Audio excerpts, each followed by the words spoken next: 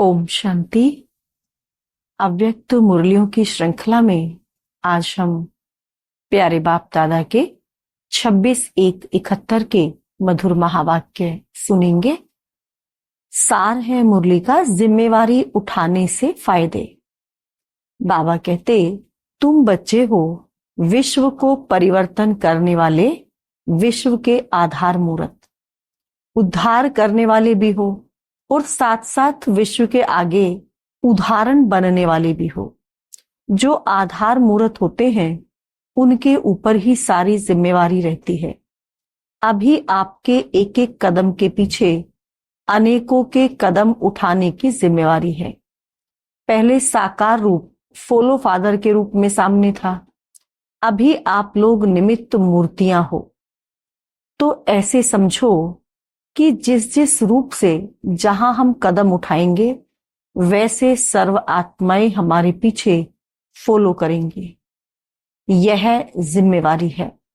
सर्व के उद्धार मूर्त बनने कारण सर्व आत्माओं की जो आशीर्वाद मिलती है तो फिर हल्कापन भी आ जाता है, मदद भी मिलती है, जिस कारण जिम्मेवारी हल्की हो जाती है। बड़ा कार्य होते हुए भी ऐसे अनुभव करेंगे जैसे कोई करा रहा है। यह जिम्मेवारी और ही थकावट मिटाने वाली है। फ्री रहना मन को भाता ही नहीं। जिम्मेवारी अवस्था को बनाने में मदद करती है। बाप दादा जब महारथी बच्चों को देखते हैं तो सभी के वर्तमान स्वरूप और इसी जन्म के अंतिम स्वरूप और दूसरे जन्म के भविष्य स्वरूप तीनों ही सामने आते हैं। आप लोगों को यह फीलिंग स्पष्ट रूप में आती है कि यह हम बनने वाले हैं। हम ताज व तख्तधारी होंगे। आगे चल यह भी अनुभव करेंगे।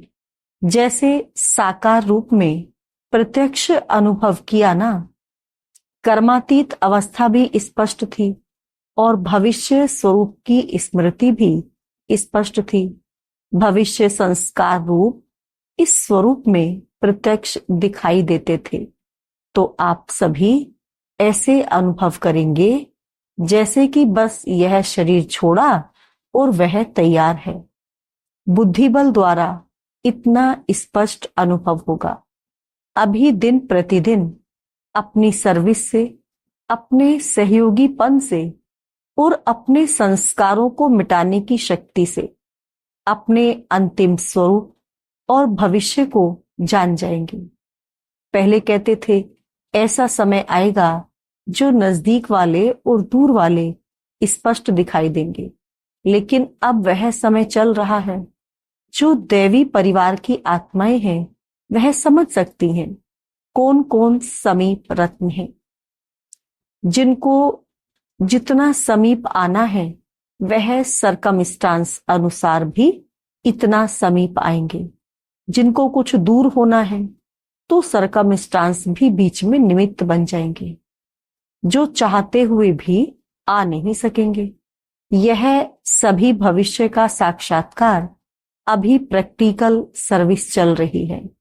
अपने भविष्य को जानना अब मुश्किल नहीं है। हर एक को व्यक्तिगत अपने लिए भी कोई विशेष प्रोग्राम रखना चाहिए। जैसे सर्विस आदि के और प्रोग्राम बनाते हो, वैसे सवेरे से लेकर रात तक बीच बीच में कितना और कैसे अपनी याद की यात्रा पर अटेंशन रखने के लिए प्रोग्राम रख सकते हो। यह डायरी बनानी चाहिए। अमृत वेले ही याद का प्लान बनाना चाहिए। समझो आप लोग कोई स्थूल कार्य आदि में बिजी रहते हो, लेकिन उसमें भी थोड़े समय के लिए जैसे नियम बांधा हुआ हो याद में रहने का। उस समय दूसरे को भी 2-3 मिनट के लिए स्मृति दिलाओ कि अभी हमारा यह कार्य है। आप भी याद में रहो। जैसे मुकर्रर टाइम पर ट्रैफिक भी रोक लेते हैं। कितना भी भले जरूरी काम हो, कोई पेशेंट को हॉस्पिटल जाना होगा तो भी रोक लेंगे। तो इस रीति जहां तक कर सको उतना टाइम टेबल बनाओ, अपना उतना टाइम टेबल बनाओ जहां तक संभव हो सके। तो और भी देखेंगे इन्हों का यह टाइम का याद मुकर्रर है तो और भी आपको फॉलो करेंगे। कोई कार्य को उनके आगे पीछे करके भी, कोई कार्य हो तो उसको भी आगे पीछे करके भी 2-4 मिनट का टाइम याद में रहने के लिए जरूर निकालो, तो उससे वायुमंडल में भी सारा प्रभाव रहेगा। सभी 1-2 को फॉलो करेंगे, बुद्धि को रेस्ट भी मिलेगी और शक्ति भी बढ़ेगी और वायुमंडल को सहयोग मिलेगा। फिर एक अनोखापन दिखाई पड़ेगा। जैसे कुछ समय आप 1-2 को याद दिलाते थे, शिव बाबा याद है, वैसे ही जब देखते हो कोई व्यक्त भाव में ज्यादा है तो उनको बिना कहे अपना अव्यक्ति शांत रूप ऐसा धारण करो जो वह भी इशारे से समझ जाए। तो फिर वातावरण कुछ अव्यक्त रहेगा। तुम्हारी अंतिम स्टेज है साक्षात्कार मूर्त। जैसा जैसा साक्षात्कार मूर्त बनेंगे वैसे ही साक्षात्कार मूर्त बनेंगे। जब सभी साक्षात मूर्त बन जाएंगे, जैसा जैसा साक्षात मूर्त बनेंगे वैसे ही साक्षात्कार मूर्त बनेंगे। तो जब सभी साक्षात मूर्त बन जाएंगे तो संस्कार भी सभी के साक्षात्कार मूर्त समान बन जाएंगे। अपने को निमित्त समझकर कदम उठाना है। जैसे आप लोगों से ईश्वरीय स्नेह, श्रेष्ठ ज्ञान और श्रेष्ठ चरित्रों का साक्षात्कार होता है, वैसे अव्यक्ति स्थिति का भी उतना ही स्पष्ट साक्षात्कार हो। ऐसा प्लान बनाना चाहिए जो कोई भी महसूस करे यह तो चलता फिरता फरिश्ता है। जैसे साकार रूप में फरिश्तेपन का अनुभव किया ना, इतनी बड़ी जिम्मेवारी होते भी आकारी और निराकारी स्थिति का अनुभव कराते रहे। आप लोगों का भी अंतिम स्टेज का स्वरूप स्पष्ट दिखाई देना चाहिए। कोई कितना भी अशांत व बेचैन घबराया हुआ आवे, लेकिन आपकी एक दृष्टि, स्मृति और वृत्ति की शक्ति उनको बिल्कुल शांत कर दे। भले कितना भी कोई व्यक्त भाव में हो, लेकिन आप लोगों के सामने आते ही अव्यक्त स्थिति का अनुभव करें। आप लोगों की दृष्टि किरणों जैसा कार्य करे। अभी तक के रिजल्ट में मास्टर सूर्य के समान नॉलेज की लाइट देने के कर्तव्य में सफल हुए हो, लेकिन किरणों की माइट से हर एक आत्मा के संस्कार रूपी कीटाणु को नाश करने का कर्तव्य करना है। लाइट देने में पास हो, माइट देने का कर्तव्य अब रहा हुआ है। बाप दादा के पास 4 लिस्ट हैं। एक सर्विसेबल, दूसरा सेंसिबल, तीसरा सक्सेसफुल और चौथा वैल्यूबल। सक्सेसफुल भी सब नहीं होते हैं, वैल्यूबल भी सब नहीं होते हैं। कोई अपने गुणों से, चरित्रों से वैल्यूबल बन जाते हैं, लेकिन सर्विस के प्लानिंग में सक्सेस नहीं होते हैं। हर एक अपने चार्ट को जान सकते हैं। देखना है हमारा किस लिस्ट में नाम होगा। कोई कोई का 4 में भी नाम है, कोई का 2 में, कोई का 3 में, कोई का 1 में है।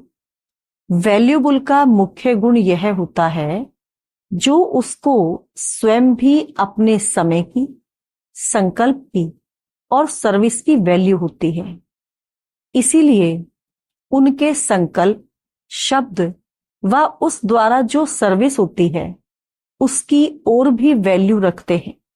वह ड्रामा अनुसार उनकी वैल्यू हो जाती है। सभी उनको वैल्यूबल दृष्टि से देखते हैं। सर्विसेबल फर्स्ट है या सेंसिबल फर्स्ट है, दोनों की अपनी अपनी विशेषता है। सेंसिबल की प्लानिंग बुद्धि ज्यादा होगी, लेकिन प्रैक्टिकल में लाने की विशेषता कम होती है। और सर्विसेबल जो होता है वह प्लानिंग कम करता, लेकिन प्रैक्टिकल में आने का उसमें विशेष गुण होता है। कोई में सेंस भी होता है और सर्विसेबल का गुण भी होता है। इस स्थापना के कर्तव्य में दोनों ही आवश्यक हैं। उनका संकल्प प्लान जो चलता है उससे भविष्य बनता है, उनके कर्म से बनता है, अधिक प्रभाव इसका रहता है।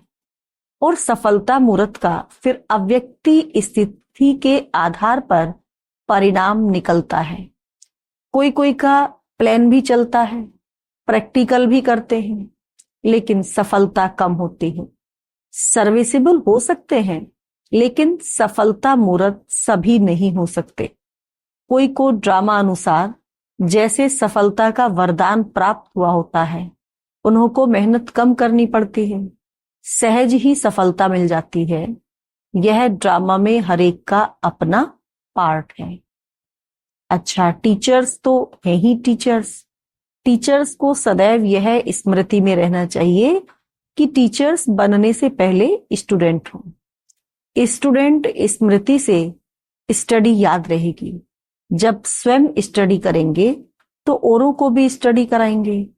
स्टूडेंट लाइफ न होने के कारण औरों को स्टूडेंट नहीं बना सकेंगे। वातावरण को बदलने के लिए अपने को सदैव यह समझना चाहिए कि मैं मास्टर सूर्य हूं। सूर्य का कर्तव्य क्या होता है? एक तो रोशनी देना, दूसरा किचड़े को खत्म करना। तो सदैव यह समझना चाहिए कि मेरी चलन रूपी किरणों से यह दोनों कर्तव्य होते हैं। सर्व आत्माओं को रोशनी भी मिले और किचड़ा भी खत्म हो। मानो रोशनी मिलते और किचड़ा खत्म ना हो।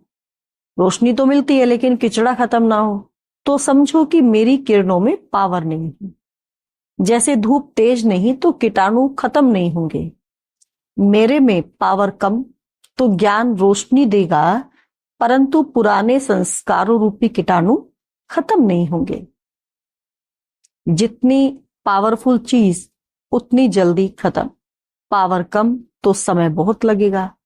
तो पावरफुल बनना है, ऐसे नहीं समझो कि पढ़ी लिखी नहीं हूं। सृष्टि की नॉलेज पढ़ ली तो उसमें सब आ जाता है। अच्छा, ओम शांति।